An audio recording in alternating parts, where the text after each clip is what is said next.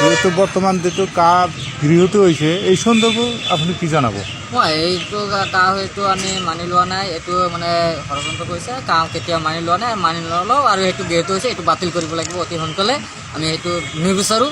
আজি এইটো ষড়যন্ত্ৰমূলকভাৱে চলাইছে, আকৌ কেব আনিবলগীয়া হৈছে আৰু কেবৰ জেগাত কা আনিছে। কা আমি বুজি পোৱা নাই আৰু কাটো এইটো বাতিল কৰিব লাগিব। আমি এইবিলাক একো মানি লোৱা নাই। এইটো তিনিগৰাকী অসমৰ পৰা মানে ষড়যন্ত্ৰমূলকে কাম চলাই আছে। অসমৰ ভিতৰত সৰ্বানন্দ সোণোৱাল আৰু হেমন্ত বিশ্ব শৰ্মা আৰু বদৰুদ্দিন আজমল এই তিনিগৰাকীৰ নেতৃত্বত কেব আৰু কা আহিছে, এই ষড়যন্ত্ৰ চলাই আছে।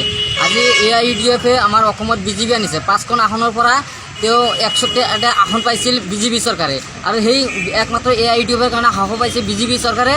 এই BJPৰ কাৰণে আমি কৈছোঁ বহুত অত্যাচাৰ কৰিছে। AIUDF এটা সাম্প্ৰদায়িক দল আৰু BJP এটা মানৱ হত্যাকাৰী দল। কাৰণ এইটো কেবৰ কাৰণে বহুত মানুহ মৃত্যু হৈছে, সেইটো সম্পূৰ্ণ দায় কিন্তু অসম চৰকাৰ আৰু কেন্দ্ৰীয় চৰকাৰে হৈছে, সেইখিনি ক্ষতিপূৰণ দিবলগীয়া হৈছে। আৰু আমি বিচাৰোঁ যে এই কা আৰু কেব যেতিয়া আমালোকে মানি লোৱা নাই, মানি নলওঁ। আৰু সেই তিনিগৰাকী যিটো ষড়যন্ত্ৰমূলক চলাইছে, উকিল গগৈক গ্ৰেপ্তাৰ কৰিলে আচলতে আমি নাজানো, কিন্তু উকিল গগৈক কি কাৰণে গ্ৰেপ্তাৰ কৰিলে? তেওঁ তিনিগৰাকী যিটো ষড়যন্ত্ৰ চলাইছে, যিবিলাক ৰাজনীতিক চলাইছে, মানে তেওঁ ষড়যন্ত্ৰ কৰি উকিল গগৈক গ্ৰেপ্তাৰ কৰিছে এই তিনিগৰাকী। কিন্তু আচলতে এই তিনিগৰাকী মানে অসমৰ ক্ষতিকাৰী।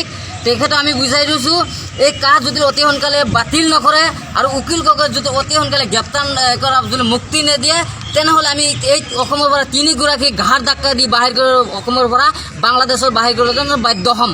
এইবিলাক একো মানি লোৱা নাই। চৰকাৰ কিমান টকা ক্ষতি কৰিছে? সাধাৰণতে চৰকাৰতকৈ আমাৰ বহুত মানে টকা আমাৰ ৰাইজক কৰিছে, আৰু সেই যিটো আমাৰ সুপ্ৰিম কোৰ্টে ৰায় দিছে, কিন্তু একচুৱেলি সুপ্ৰিম কোৰ্টে কিন্তু বহুত ধৰণৰ আমি দেখা পাই আছোঁ এইটো অৱহেলা কৰি আছে। সুপ্ৰিম কোৰ্টৰ আমি এইখিনি কেতিয়াও মানি নলওঁ, আৰু এই আকৌ মানে NRC বিচাৰি আছে, আমি এইখিনি কেতিয়াও মানি লোৱা নাই। কাৰণ এইটো ষড়যন্ত্ৰমূলক এই তিনিগৰাকী চলাই আছে। তাৰমানে তেওঁ তিনিগৰাকী যিটো ৰাজনীতি কৰি আছে, একচুৱেলি মানে তেওঁলোকৰ মহাপণ্ডিত, আৰু ইয়াৰ বাহিৰত যিবিলাক মানুহ আছে তেওঁ মানে জদা মূৰ্খ। তেওঁলোকে যাতে যি কৰিব এইবিলাক যাতে ষড়যন্ত্ৰ কেতিয়াও ধৰিব নোৱাৰে, সেইবিলাক চলাইছে। কিন্তু আমি এই NRC কেতিয়াও মানি লোৱা নাই। যিটো সুপ্ৰিম কোৰ্টৰ ৰায় দিয়া হৈছে, এই আইনটো আমি সুপ্ৰিম কোৰ্টৰ আইন মানিছোঁ। এই ৰায়টো আমাৰ থাকিব লাগিব। এই ষড়যন্ত্ৰটো অতি সোনকালে বন্ধ কৰিব। এইটো ৰাজনীতিক চলিছে ভোট বেংকৰ স্বাৰ্থৰ কাৰণে। আমি এইখিনি বন্ধ কৰিবলৈ আমি অতি সোনকালে বিচাৰিছোঁ। নহ'লে আমি এই অসমৰ পৰা তিনিগৰাকীক কৈছোঁ যে বদৰুদ্দিন আজমল আৰু সৰ্বানন্দ সোণোৱাল আৰু হেমন্ত বিশ্ব শৰ্মা অতি সোনকালে যদি এই ৰাজনীতিক যদি বন্ধ নকৰে আৰু উকিল গগৈক যদি গ্ৰেপ্তাৰ পৰা মুক্তি নিদিয়ে, তেনেহ'লে আমি তিনিগৰাকীক অসমৰ পৰা বাহিৰ কৰি দিবলৈ বাধ্য হ'ম বাংলাদেশত যাবলৈ কাৰণে। 2020 হেপী নিউ ইয়াৰ।